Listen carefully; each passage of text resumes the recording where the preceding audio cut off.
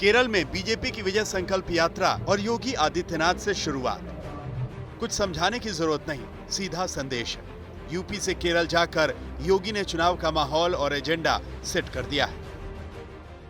Love जिहाद के बारे में यहाँ की न्यायालय ने 2009 में इस बात को स्पष्ट किया था कि लव जिहाद केरल जैसे स्टेट को इस्लामिक स्टेट बनाने की साजिश का हिस्सा है। उस सब के बावजूद यहां की सरकार सोई हुई है।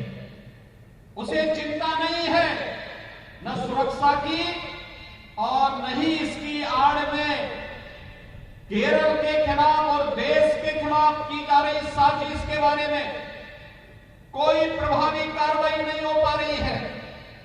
हम सबको इसके खिलाफ जागरूक होना पड़ेगा और इसीलिए आज केरल की आवश्यकता है भारतीय जनता पार्टी। कासरगोड में रैली में लव जिहाद का मुद्दा और लेफ्ट की सरकार पर तीखा हमला। बीजेपी का चुनावी एजेंडा और टारगेट क्लियर है, हिंदुत्व की राजनीति से लेफ्ट का आखिरी किला भी ध्वस्त करना है। केरल में लेफ्ट की एलडीएफ और कांग्रेस की यूडीएफ के बीच सत्ता बदलती रहती है, लेकिन अब बीजेपी खुद को इन दोनों के विकल्प के तौर पर पेश कर रही है। केरल में 27% मुस्लिम, 18% ईसाई और 55% हिंदू है।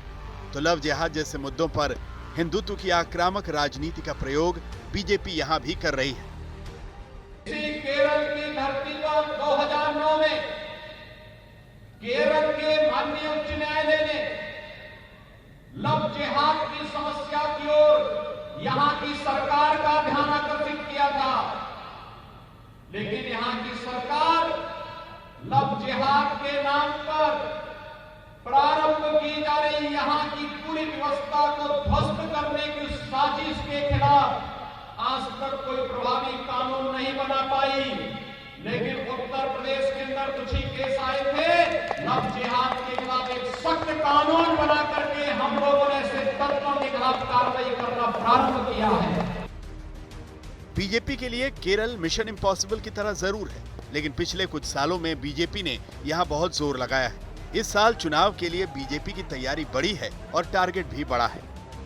140 विधानसभा सीटों वाले केरल में 2016 के चुनाव में बीजेपी को करीब 10% वोट और 1 सीट ही मिली थी। इस बार बीजेपी का टारगेट वोट प्रतिशत को 25% तक ले जाने का है। करीब 52% सीटें ऐसी हैं जहां बीजेपी का लक्ष्य वोट शेयर का 25% तक हासिल करने का है। कम से कम 18 सीटें ऐसी हैं जहां पार्टी को लगता है कि अगर सही कैंडिडेट उतारे गए तो जीतने की संभावना बनती है।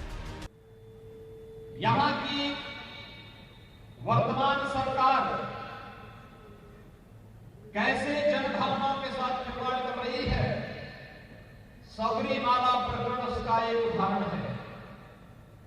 एक तरफ सबरीमाला के नाम पर जनभावनाओं का कार्य यहां की सरकार करती है और दूसरी तरफ यहां पर कुछ ऐसे संगठनों को अराजकता फैलाने की छूट सरेआम दी जाती है जो यहां के मंदिरों और चर्चों पर हमला करके जनभावनाओं के साथ खिलवाड़ करते हैं।